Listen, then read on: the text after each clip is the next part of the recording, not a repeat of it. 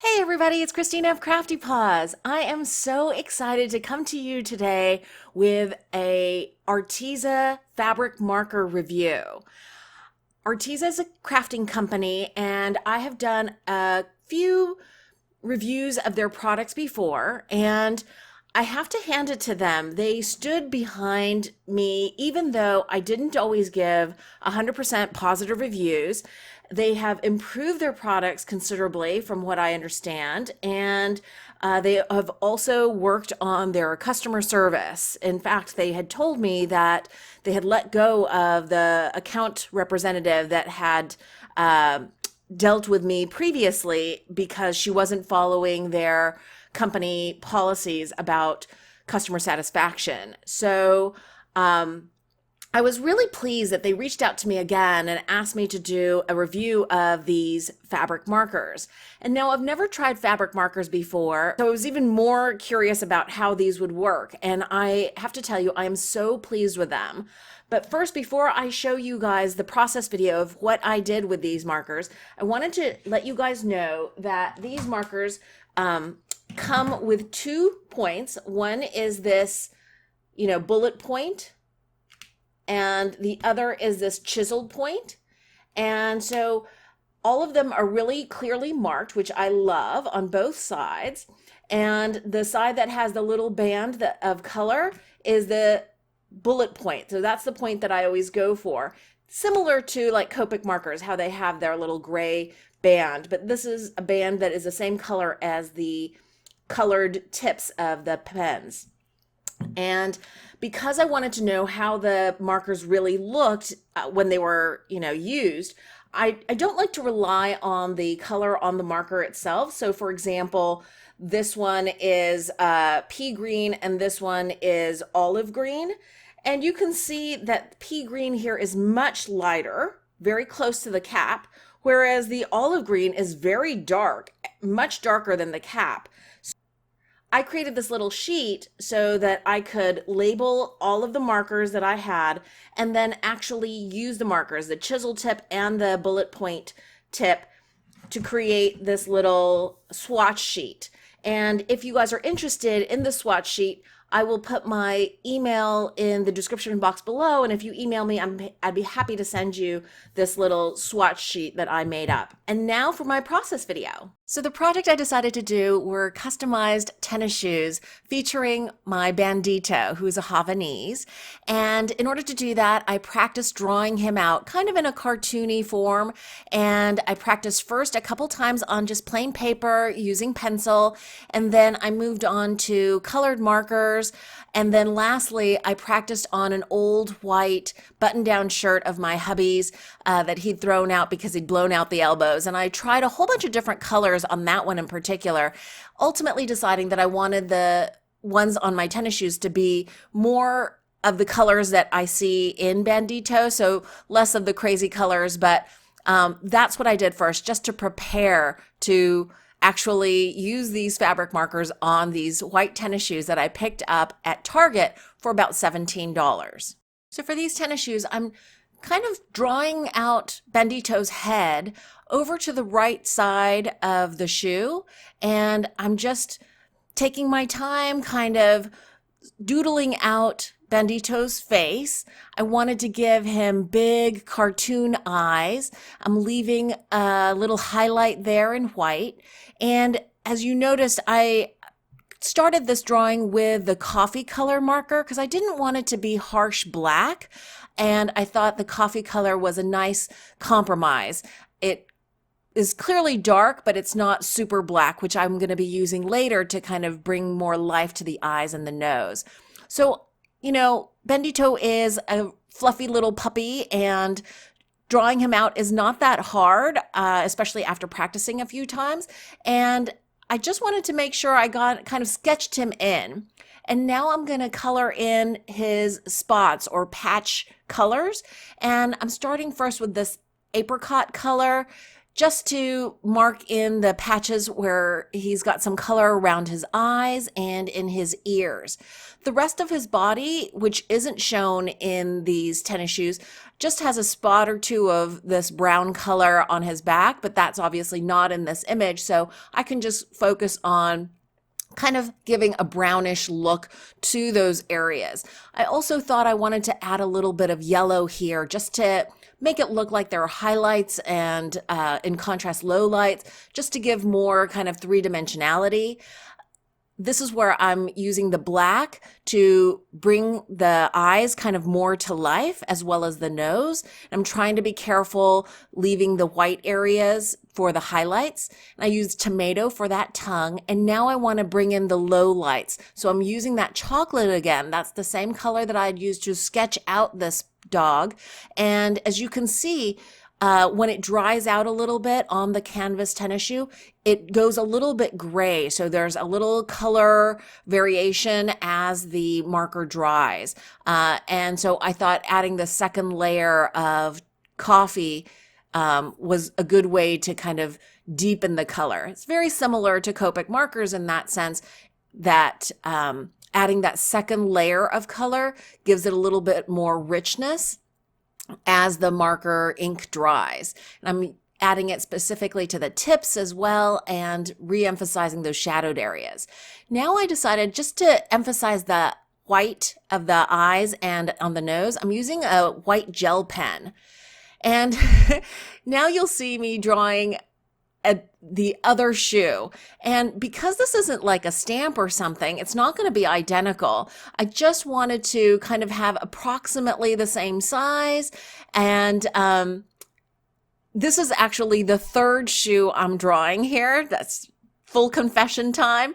I'll show you the other one, but I ended up having to go out and buy a second pair of white tennis shoes because the second shoe that I drew and colored on did not coordinate well with that first tennis shoe. So I ran out to my local Target and bought another pair, which I'm so glad I did because now I have two pairs of Bandito tennis shoes. And this time I took more care to make sure that the size of the head that I was drawing was about the same as on this first shoe. So again, I'm just doodling out Bandito again. And as you can see, it's totally different, but it kind of coordinates. And the fact that they're not identical is proof that this is real handmade art as opposed to just an image that's stamped out or printed out. So again, I'm using that apricot marker to kind of make sure that I get the brown areas put into the dog image around the eyes and in the ears. I also wanted to make sure I got some more kind of fur marks, and then I am switching over to that yellow, that lemon yellow, and I think that yellow adds a lot to the brightness of this image. Obviously, Bandito doesn't really have yellow in his fur, but I think adding that contrast, so going from the super dark of the coffee that I'm using now to the really light lemon yellow of that yellow color really helps give more of a three-dimensional furry look to this little dog. And now I'm going back in just like I did in the first puppy, just re-emphasizing those shadowed areas around the base of the ears, around the eyes, where the muzzle meets the eye area or the forehead area, and on the tips of the drawings, kind of to re-emphasize the wispiness at the ends of the various parts of the dog. And I just wanted to show you also that this bullet point actually can get to really fine details. It's just a matter of, letting the tip of that marker do the work, not, pushing too hard. Again, I wanted his little tongue out, so I put in that tomato red tongue. And now I'm going back in to re-emphasize the nose and the eyes again with that black marker, making sure I leave that little white area, even though I know I can go over it with that Signo white gel pen. I like to try to keep that highlight area on the canvas as well. And there is that gel pen there. I really think that the white works well, and those are the finished tennis shoes. I really like how they came out. I've already worn them a couple times and gotten lots of compliments. Now, I thought it only fair to share with you guys the second shoe that I drew on and colored on because I mentioned it and I thought it only fair to share with you guys the oopses as well and how you can work with oopses if you're just patient. So the first shoe that you see on the right there is the first shoe that I colored up, and this is the second one. And you will soon be able to tell how the scale of this second dog is not quite right. It doesn't look very different right now, but as I continue to draw it out, you'll realize that it's just too small and it doesn't coordinate well with the first shoe. You can see there, especially, I started and the muzzle came out too small, and now I realized I had so much space I needed to, draw more of the dog. So I'm hemming and hawing here, but I decide, okay, I'm going to go ahead and draw in his leg there and his belly, and yeah, just totally different from the first dog. And had I planned it out, then, a little more carefully, that might have been fine, but the two just did not look right together. So I ended up, like I said, going out and buying another pair of shoes to do that third shoe that I showed second. But as I was doing this, I thought, I'm not going to give up. I'm just going to keep drawing and coloring, and I'll try something later. Maybe it'll look okay. So I just kept going, and I'm using the same fabric markers by Arteza that I did in the first dog. But this smaller scale actually, I don't know if it was because I was nervous or frustrated or scared, but I think I was pushing on the markers harder. So the ink is bleeding a little bit more on this shoe as well. It all worked out in the end, but I don't know if you can tell in the video, but in real life, I could tell that my hand was much heavier and the colors were coming out thicker, and the ink was spreading more on the canvas. I will also let you know that I didn't treat the canvas with anything. I just figured, these are inexpensive tennis shoes. I'm going to consider them kind of disposable. I'm not going to try to wash them or anything like that. And so far as I've been using them, they've been fine. I haven't gone out in pouring rain or anything like that, but I imagine for most days, these tennis shoes will work just fine for me. And they're white tennis shoes. They're not going to last forever. And here you see me. I'm finishing up this little dog, and the eyes have bled even more. So I'm like, the eyes are even bigger proportionally to the whole face than the one on the right there. I'm putting back in the highlights, and I do think it came out cute, and I decided I was going to salvage them.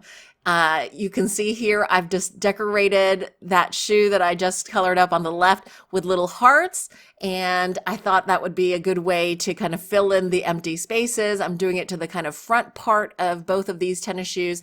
I'm using that same tomato red that I used for Bandito's tongue, and I'm just doodling little hearts on the back part as well as on that front section.